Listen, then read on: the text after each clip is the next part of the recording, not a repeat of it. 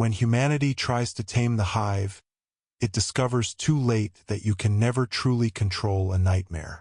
The holding pens were never meant to feel humane. Thick steel walls sweated with condensation, and the air stank of recycled ammonia. Inside Pen 07, 3 xenomorph drones crawled restlessly along the reinforced walls, their bodies shimmering black under the cold fluorescent lights. The base scientists called them assets. The soldiers guarding the pens called them ticking bombs.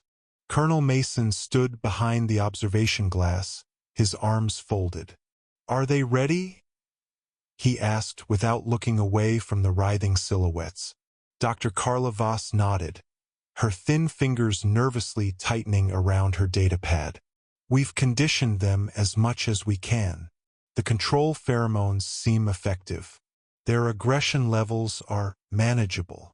"Manageable isn't good enough," Mason growled. "When we drop them into resistance territory, they need to kill on command. No accidents. No friendly fire." Voss hesitated, her eyes flicking toward the nearest drone, which had stopped moving and now stared back through the glass. It was unsettling how intelligent they seemed, even after weeks of chemical suppression. "We've built in deadman triggers. If they turn hostile, we can neutralize them instantly." Mason allowed himself a small, grim smile. "Then let's test our new weapons. The resistance won't know what hit them." 2 days later, the first operation commenced. A squad of dropships descended on the scarred remains of New Denver, a once prosperous city now held by stubborn human rebels who refused to bend to the EarthGov regime. The streets were narrow and littered with rubble, perfect hunting grounds for the black-skinned predators now strapped into armored transport cages. When the doors opened, the creatures were unleashed like living torpedoes. They scuttled into the ruins, their tails whipping behind them, hissing as the pheromones drove them forward toward pre-selected targets.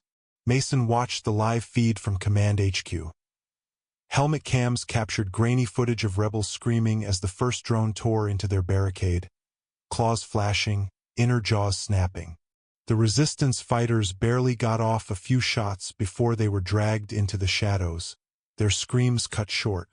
The operation was a total success. Within hours, the enemy's stronghold was neutralized, their leaders dead. Mason felt a dark pride well in his chest. Humanity had finally found a way to turn the Hive's nightmare biology into a weapon of war. But victories have a way of breeding arrogance. Over the next weeks, more operations were launched. Xenomorphs became a standard tool of suppression, their numbers growing as captured specimens were bred in controlled chambers. Dr. Voss spent sleepless nights monitoring pheromone levels, programming neural inhibitors, and studying the strange, synchronized way the drones communicated. It was during one late-night inspection that she noticed something wrong. Pen 12's readings showed a drop in pheromone compliance, subtle but steady. The drones were no longer responding as predictably as they had before. She brought it to Mason's attention immediately. "You're overthinking it," Mason said, dismissing her concerns. "Maybe they're just getting used to the control signals. Adjust the dosage." "I've already tripled it," Voss said sharply. "And yet their brainwave patterns are converging. They're communicating more than they should. There's a coordination happening outside our signal net." Mason frowned but said nothing. He didn't like admitting weakness, especially not to a scientist. 3 nights later, the first incident occurred. Pen 09 security feed went black for 7 minutes. When power was restored, the pen was empty, and so were 2 adjoining labs.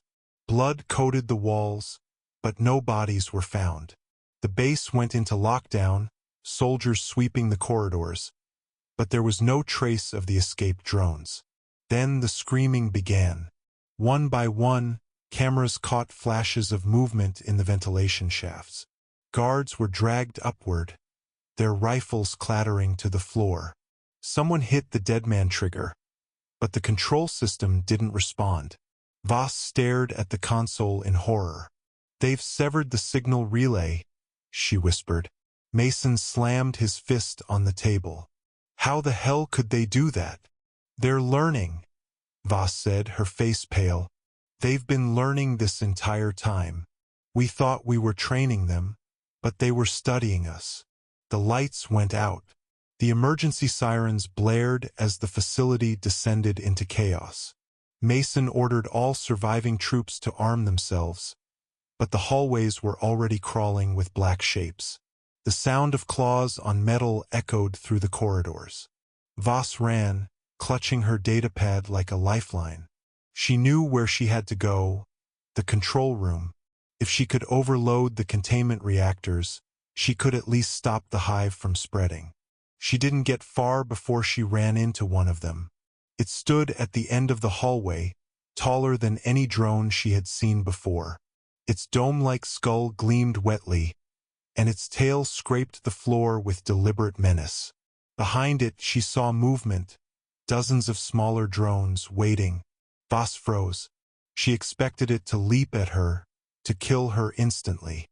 But instead, it simply tilted its head, as though studying her. "Go on," she whispered, tears welling in her eyes. "Finish it." But the creature didn't move. It stepped aside, allowing her a clear path, not to safety but deeper into the base, toward the breeding chambers. Voss stumbled forward, unable to resist the strange pull in her mind. It was then she understood. The hive wasn't just rebelling. It was recruiting. By the time Mason's last squad barricaded themselves in the armory, the entire base was alive with movement. The sound of gunfire mixed with hissing, the screech of rending metal, the wet crack of bodies being torn apart. Mason loaded his rifle, his jaw set. "We hold here," he told his men. "We hold, and we wait for evac." But no evac ship came. Communications had been cut. The last thing Mason heard over the radio was a voice. Not human, not entirely, whispering in a guttural language that sounded almost like words. Hours later, the armory doors were breached. When EarthGov sent reinforcements a week later, they found the base abandoned. The cages were empty, the labs destroyed. The walls were coated in a strange resin, pulsing faintly as though alive. The hive had taken everything, and left nothing behind but silence. Months passed. Across multiple colonies, reports came in of attacks. The new broods weren't just drones, they were smarter, faster, more cunning. They struck military convoys, sabotaged supply lines, even ambushed dropships before they could land. Somewhere out there, the hive had a new queen. And this one had been born in captivity, molded by human technology, taught by human war. Humanity had not created a weapon. It had created an enemy with purpose. And now the war had truly begun.